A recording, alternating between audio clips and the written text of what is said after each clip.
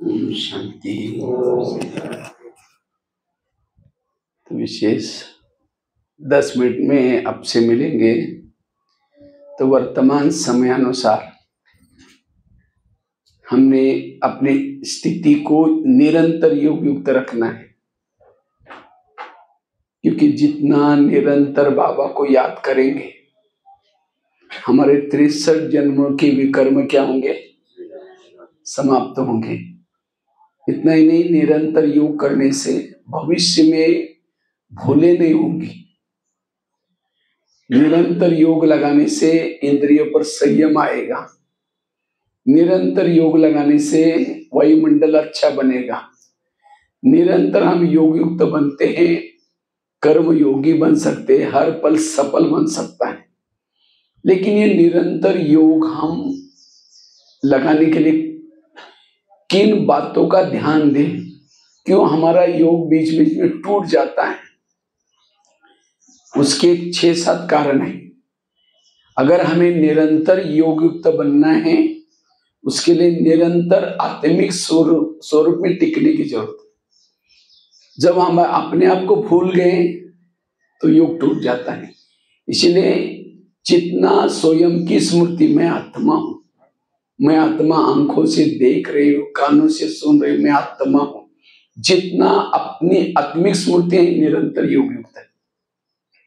इसलिए हर मुरली में बाबा कहते बच्चे आत्मा समझो, आत्मा समझो, क्योंकि जो आत्मा के स्वरूप में रहता है उसकी बुद्धि यहाँ से उपराम हो जाती है। इसलिए अगर निरंतर योगी बनना चाहते हैं, आत्मा का पाठ पक्का चाहिए। बार बार मैं आत्मा हूँ, मैं आत्मा हूँ। और टोटल ज्ञान का सार है, हमें पहले दिन आए थे वही सुना, मैं आत्मा हूँ। और सारा जो ज्ञान योग करते हैं लास्ट में बनना भी आत्मा है। ये सारा ज्ञान बीच का है, आत्माभिमानी बनने के लिए। इसलिए निरंतर योग लगाने के लिए आत्मिक स्मृति। दूसरी बात है, अगर निरंतर योग युक्त बनना चाहते हैं, सारा दिन हमें सबके संपर्क में रहते हुए, संबंध में रहते हुए, सबके किसी के दोष अवगुण विशेषता देखते हुए भी उनका चिंतन मंथन ना करना। हर एक का अपना अपना पार्ट है, हर एक का अपना अपना ये है। इसलिए पर चिंतन पर दर्शन से बचना। जो पर चिंतन करता है वो योग युक्त नहीं रह सकता, क्योंकि एक म्यान में 2 तलवार नहीं रह सकती। एक तो चलेगा सुचिंतन, या तो चलेगा पर चिंतन। इसलिए इस धारणा को पक्की करना है, मुझे किसी के दोष ना देखना है, ना किसी को वर्णन करना है, तब हम योग युक्त रह सकते हैं। तीसरी धारणा है, अगर मुझे निरंतर योग युक्त बनना है, जो बाबा ने मुझे श्रीमत दी है उन श्रीमत तो प्रमाण चलना है। जब श्रीमत का उल्लंघन करते हैं हम निरंतर योग युक्त नहीं रह सकते। इसलिए जो बाबा ने हमें हर पल के लिए नियम दिए उस प्रमाण चलना। जो नियमों को भूल जाता है योग टूट जाता है। जैसे कोई भी माँ बच्चों को प्यार करते है, कब करते हैं? जब वो बच्चा माँ का कहना मानता है। सवेरे जल्दी उठाएगी, कपड़े अच्छे पहनाएगी, देखो बेटा कपड़े गंदे नहीं करना, पढ़ना लड़ना नहीं। बच्चा जाता है, लड़ता है, कपड़े गंदे करके आता है, शाम को मम्मी मम्मी करता है, मम्मी किचन से देखेगी मैंने तुझको काम करके आया, नहीं कर गया तुम चिल्लाते नहीं आई, जाइए तो थप्पड़ लगा दो। इसी तरह सारा दिन अगर हम भी, बाबा रोज सवेरे माँ के रूप में आती है, जगाती है, अच्छे कपड़े फरिश्ता ड्रेस पहनाती है और मुरली के माध्यम से कई डायरेक्शन देते, नित्य आत्मा समझना, पर चिंतन नहीं करना, मेरे याद में रहना। और हमको तो डायरेक्शन दिया, हम बाहर गए सारा उल्टा करके आते हैं। जैसे बच्चा शाम को आता है मम्मी मम्मी करता है, हम भी आकर के बाबा बाबा करेंगे। मम्मी किचन से देखते हैं, वो बाबा भी परमधाम की खिड़की से देखता है, मैंने तो उसको कहा करके आया, नहीं कर गया, बोले तुम चल तो मैं यही थी। फिर हम कहते योग तो लगाने चाहते बैठते, लेकिन सामने से रिस्पॉन्स नहीं मिलता। क्यों नहीं? प्यार 2 तरफ से होता है, हम कहे बाबा, बाबा भी कहे बच्चे। इसलिए श्रीमत का पालन। पहली बात बताई आत्माभिमानी स्थिति, दूसरी बात बताई पर चिंतन से बचना, तीसरी बात बताई श्रीमत का पालन, चौथी बात है अगर निरंतर योगी बनना चाहते हैं सदा पॉजिटिव रहना, सकारात्मक संकल्प चलाना। जो सारा दिन संकल्प निगेटिव चलाता है, विरत चलता है, वो निरंतर योगी नहीं बन सकता। क्योंकि निगेटिव संकल्प का असर मन और बुद्धि के ऊपर पड़ता है। और हमारे योग में जुड़ने के साधन ये दो ही है, मन और बुद्धि। अगर मन व्यर्थ सोचने से भारी बन जाएगा और व्यर्थ संकल्प चलने से बुद्धि के ऊपर धूल आती है, जैसे आईने के ऊपर धूल आई, चेहरा नहीं दिखाई पड़ेगा।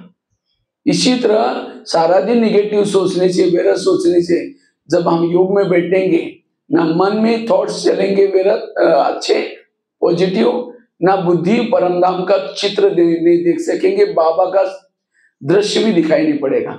जब बुद्धि के सामने कुछ दिखता नहीं, बुद्धि भटकती है, मन भटकता है, योग नहीं लगेगा। इसीलिए मुझे इन दोनों की संभाल रखनी है। मन को पॉजिटिव रखना है, जो बाबा ने ड्रामा की बात बताई, जो हुआ अच्छा हुआ, कर्म गति, ये सारा ज्ञान किसी ने सुनाया? मन को चुप रखने के लिए। जिसका मन चुप है निरंतर योगी, व्यर्थों से मुक्त है। लाल लाइट चल रही, गीत बज रहा है, शुरू करेंगे मैं आत्मा हूँ, शांत रहूं, फिर कहेंगे मेरे को क्यों बोला, फिर कहेंगे ठीक है मैं आत्मा हूँ, फिर कहेंगे सबके बीच में क्यों बोला। व्यर्थ सोचने वाला ना कर्म योगी, ना बैठ करके भी योग नहीं लगा सके। इसलिए व्यर्थों से मुक्त बनना, संकल्प पॉजिटिव रखना, सकारात्मक रहना, ये है चौथी धारणा। पांचवी है, अगर निरंतर योगी बनना चाहते हैं उसके लिए दुआएं सारा दिन लेने की आवश्यकता है। जो किसी की बद्दुआएं लेता है वो योगी नहीं बन सकता। दुआएं परमधाम जाने का विमान है। अगर आपके पास विमान ही नहीं तो ऊपर उड़ेंगे कैसे? इसलिए बाबा ये सेवा करो और उनको ज्ञान सुनाओ, धन से सेवा करो, ये सारी बातें किसी लिए बोलते हैं? इसे दुआएं मिलती। अब समझो कोई सास है, बहू को मार पिटाई करके, झगड़ा करके, दुखी बना करके यहाँ करके बैठे, योग लगा रहे और उसके संकल्प चल रहे। ये सास ऊपर उड़ने की कोशिश कर रहे, बहू के संकल्प चल रहे, वो नीचे खींच रहे, कैसे योग लगे? इसलिए मुझे सबकी दुआएं लेनी है। ऐसा कोई काम ना करना जो मेरे कारण दूसरे के संकल्प चले, वो मुझे नीचे खींचे। ऐसा काम करो जो कहेगी वाह ये भाई ने मेरे को बहुत ये क्या, थैंक यू बाबा, थैंक यू बाबा। वो दुआएं आपको ऊपर लेके जाएगी और बदुआएं नीचे खींचेगी। इसलिए दुआएं लेना, ये है पांचवी धारणा। छठी बात है, अगर निरंतर योगी बनना चाहते सोमानों के अभ्यास करना है। जितना सोमान में रहेंगे निरंतर योगी बन सकते हैं, क्योंकि सोमान से आंतरिक शक्तियां जागृत होती हैं, बल जागृत होता है। इसीलिए सोमान, बाबा ने बहुत सारे सोमान दिए। और जो सारा दिन सोमान में रहता है, दुनिया का मान शान इसे सारे परे रहता है, कोई उसको पूछे ना पूछे कोई फर्क नहीं पड़ता, वो सदा तृप्त रहता है, भरपूर होता है। इसीलिए जो बाबा ने हमें इतना सोमान दिए, उस सोमान में स्थित रहना, तब जाकर के निरंतर योग युक्त रह सकते हैं। ये छठी धारणा। सातवीं बात है, अगर हमें निरंतर योग युक्त बनना है, अपने पुराने संस्कारों को परिवर्तन करना है। अगर मेरे वही पुराने संस्कार है, संस्कार के वश होंगे, क्योंकि संस्कारों से वश होने से विकर्म बनते हैं। एक का 100 गुना बनता है, 1000 गुना बनता है। अगर विकर्म होंगे, एक गलती बार बार करेंगे, तो हम योग युक्त कैसे बन सकेंगे? इसलिए मुझे अपने पुराने संस्कारों को परिवर्तन करना है, बदलना है। और जितना संस्कारों को बदलेंगे, नहीं तो हम थोड़ा सा कमाते हैं, संस्कार के वश हो गए, गंवाते हैं। इसीलिए हमें संस्कारों का परिवर्तन, ये सातवीं धारणा। आठवीं धारणा है, अगर मुझे निरंतर योग युक्त बनना है, सारा दिन मुझे क्या करना है? अपने इंद्रियों को श्रीमत के आधार से चलाना है। ऐसा नहीं कि इंद्रियां मुझे चलाए। मन सामने किसी को देखता है, कहते हैं बेकार है, अच्छा व्यक्ति नहीं है, तुरंत मन से बात करो, खबरदार है मेरे मन, जिसको भगवान कहता है मीठे बच्चे हैं, तुम उसके लिए बेकार बोल रहे हैं। इसलिए आंखों को श्रीमत प्रमाण चलो, कान को श्रीमत प्रमाण चलो, बुद्धि को श्रीमत प्रमाण चलो। हर इंद्रिय जब श्रीमत प्रमाण चलेंगे, प्रधानमंत्री दिल्ली में शांति में कब रहेंगे? जब उसके पार्टी के सारे लोग अपनी ड्यूटी एक्यूरेट करेंगे। एक ने गलत काम किया, उनकी नींद फिट जाएगी। आत्मा भ्रुकुटी आसन पर तब बैठता है जब हर इंद्रिय अपनी ड्यूटी एक्यूरेट करते हैं। योग टूटने का कारण है सारा दिन जो व्यर्थ देखा, व्यर्थ सुना, व्यर्थ सोचा, योग में बैठे उसी में युद्ध चलता है। इसलिए स्वराज्य अधिकारी जो होता है वो निरंतर योग युक्त बन सकते। ब्रह्मा बाबा ने रोज अपने इंद्रियों का दरबार लगाया और हर इंद्रियों को श्रीमत प्रमाण चलाया। इसलिए अगर भ्रुकुटी आसन पर बैठना है, आत्मानुभूति परमात्मा अनुभूति करने, हर इंद्रियों को श्रीमत प्रमाण चल नहीं मानती उसको क्या करो, सजा दो, शिक्षा दो। इसलिए कहते हैं तुम पहले अपने आप को, घर को सुधारो। घर मतलब लौकिक घर नहीं, ये शरीर घर है।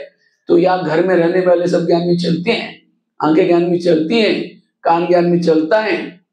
अगर आंखें ज्ञान में चलती तो व्यर्थ क्यों देखती? मोबाइल में गलत चीजें देखते बंद नहीं होती, और योग में बैठते बंद हो जाती है। इसलिए एक एक इंद्रियों पर निगरानी, वो निरंतर योग युक्त बन सकता है। ये है 8वीं धारणा। और 9वीं धारणा है रोज हमें योग के लिए वैरायटी अभ्यास करो। कभी अशरीरी का अभ्यास करो, कभी कभी सोमानु, अलग अलग वैरायटी करने से योग में आनंद आता है। हम कोई लक्ष्य नहीं रखते, योग में बैठना है, लक्ष्य नहीं कि अभी करना क्या। इसलिए मन बुद्धि भटकते, योग लगता ही नहीं। मुझे अब क्या करना है, बिंदु रूप की अनुभूति करना है, मुझे अशरीरी का वैरायटी अभ्यास। और लास्ट की बात है, अगर निरंतर योग युक्त बनना है, योग के विधि को समझना जरूरी है। जो योग के विधि को समझता है वो निरंतर योगी बन सकता है।